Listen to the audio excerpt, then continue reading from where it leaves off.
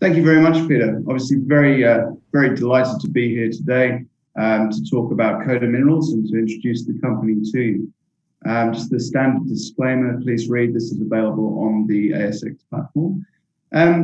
Talking to the company, we call this a rare investment opportunity, and it is certainly an interesting and I guess unusual way to have a new listed company. We've been listed just under 4 weeks today.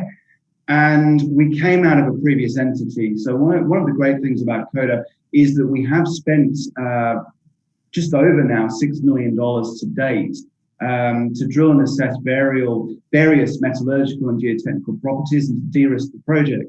So we've got a running start, which is quite unusual for a newly listed junior, and I think really feeds into the story that I'll be talking to over the next or so. It is a significant growth story, 739 square kilometres of tenure, located right in the heart of elephant country.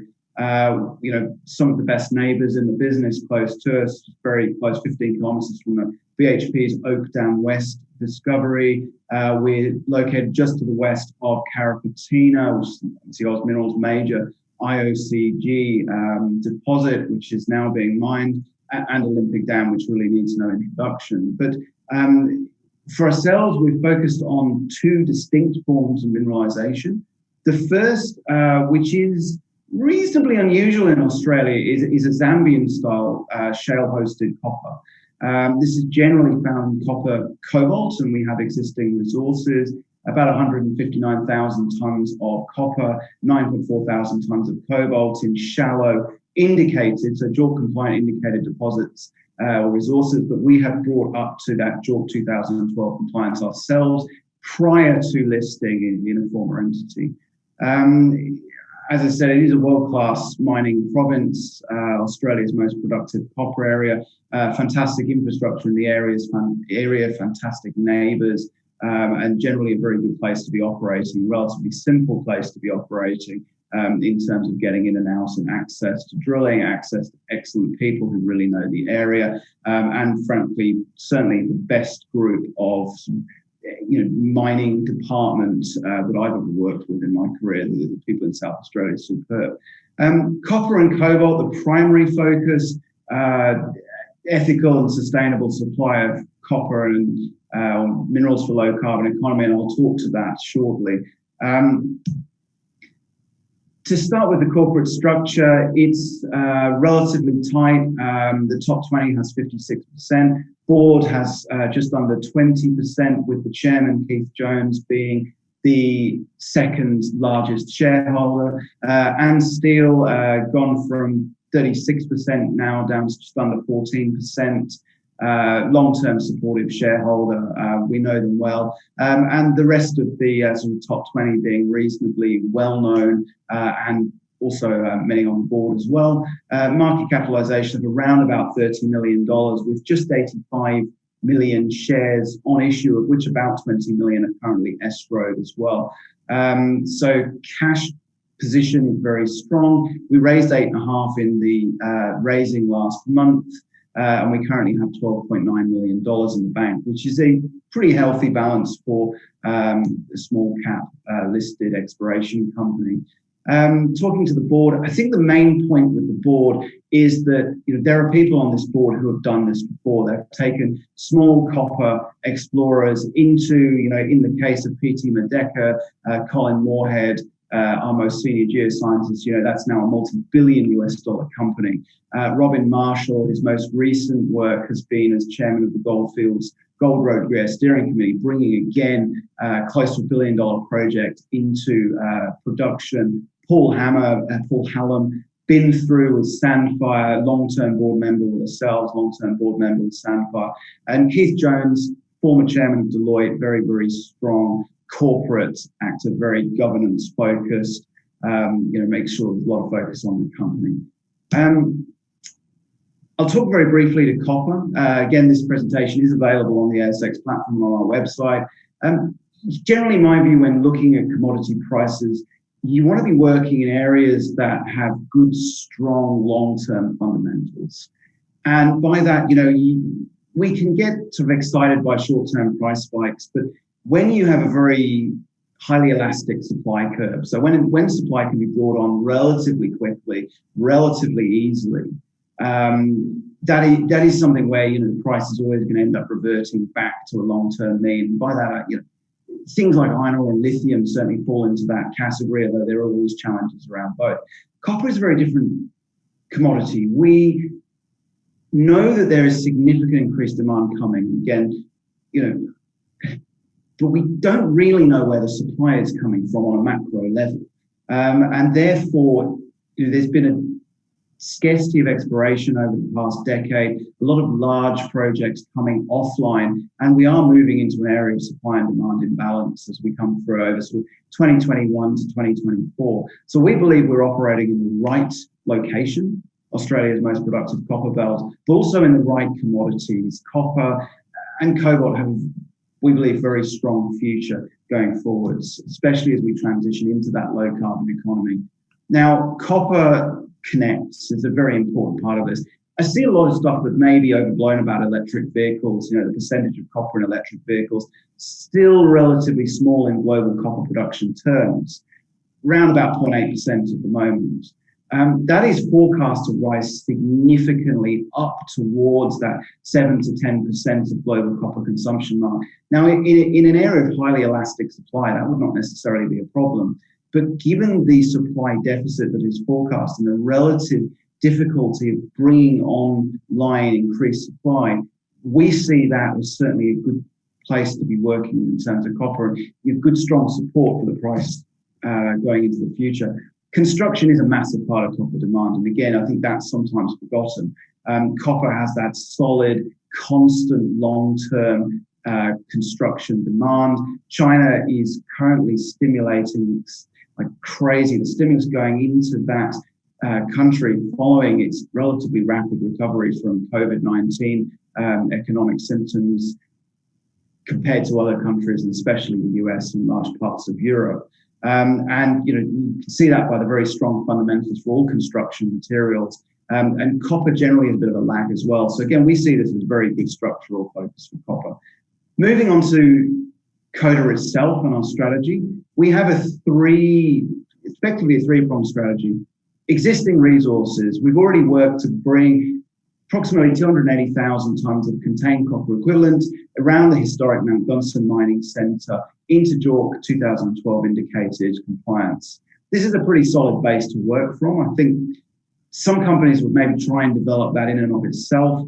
We're looking to move the dial a little bit more. And that really means the focus continues. So the same style of mineralization, but with focus on moving the dial, increasing the size of potential resources through additional exploration. And we're working through areas where we already have known drilling results and copper in those areas, and then also into newer areas where we've identified over the last couple of years using advanced geophysics, exploration techniques, and refining our exploration model. The third part of that strategy, the third pillar, if you like, is the IOCG potential. This is incredibly exciting. It sometimes gets lost in talking about it because there are so many opportunities on this tenure. But the IOCG, to me, it is high risk. It is more expensive drilling, but it is also massive reward. So the strategy has to be bring the company along with success, increase the enterprise value, and then undertake the higher risk, higher cost work from a position of relative strength, having had earlier success in increasing our resource base through the Zambian style mineralization. So to that end, I'll briefly summarize the targets on the tenure. Emmie Bluff, which is at the top of the tenure. This is our main focus at the moment. We have drill rigs turning. We've completed 3 drill holes. We're onto the 4th drill hole as we speak. And this is a major area which I'll talk to in a moment. Hannibal is a potential repeat of Emmie Bluff. At this point, it's pre-drilled. It's been identified through geophysics. It's potentially a lot shallower. It's easier drilling, our simple RC, and we'll be looking to target that early in the new year. Elizabeth North, Chianti, and Elena are 3 primary IOCG targets. Powerline and MG14 North are additional Zambian-style targets. And then the existing Zambian-style mineralization at Windabat and MG14, we've already brought into JORC compliant indicated resource status. Now, to focus on Emmie Bluff for a while, we have an existing exploration target, 43 to 72 million tonnes at the sort of copper and cobalt ranges you see. These are always very wide in this sort of JORC compliant exploration target world. Obviously, we are targeting the upper bounds of those areas. We're working through that. We will release results to market at the appropriate time.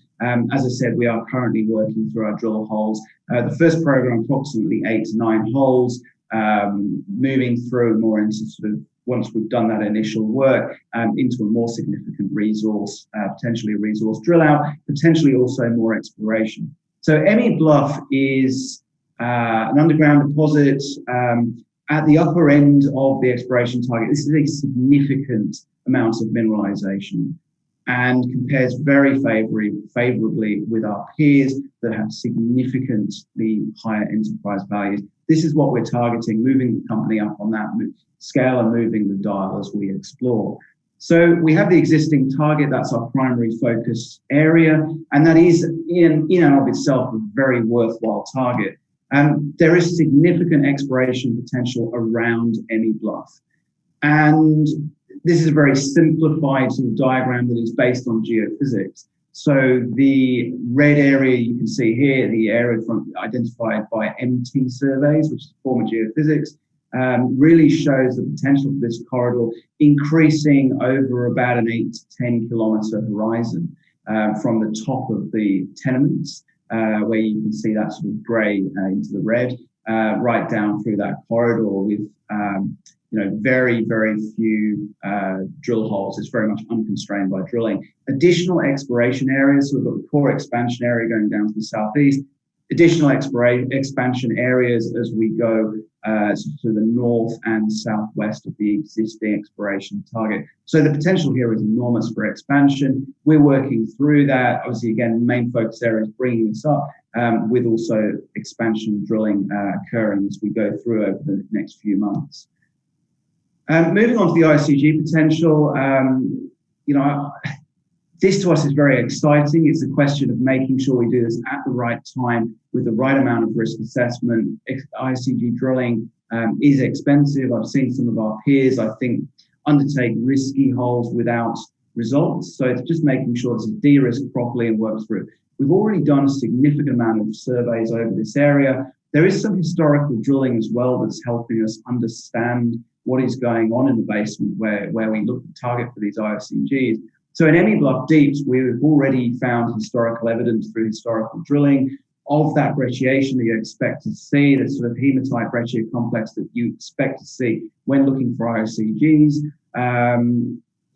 It's a very solid target and located about sort of, the target area is about 400 to 500 meters below the Emmie Bluff sediment-hosted deposit that we're currently targeting through exploration drilling. So we will be looking to drill that relatively soon, so certainly going over the next year and a half, and that remains a very solid target for us. Elizabeth North and Chianti, again, the basement geometry from gravity and magnetic anomalism is very suggestive of IOCG. We're working through that to de-risk it and to plan that drilling. And Elaine really is, I guess, the number one IOCG target on the 10-year currently.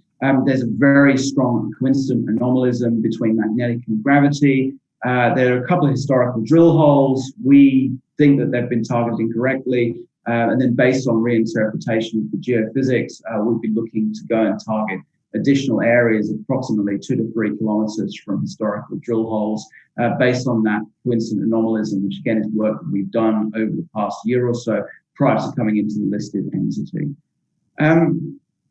Just to wrap up then, sort of going back to the strategy, existing resources, significant amount of money has already been sunk prior to listing in understanding these deposits and bringing them up to JORC compliant resources. That effectively comes with the listing, which is fantastic for the existing and new shareholders.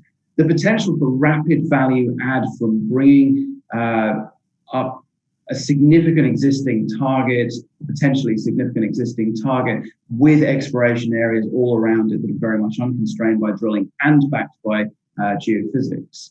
And then in the sort of medium term, focusing on the IOCG potential as we work through that and look to drill those areas as well. So, strategy to really increase value and then go and undertake that additional work from a position of strength. So lots of existing exploration potential, great area, very much, we believe, the right commodities to be working in, and an experienced and very passionate board and management team looking to take this forward over the next year.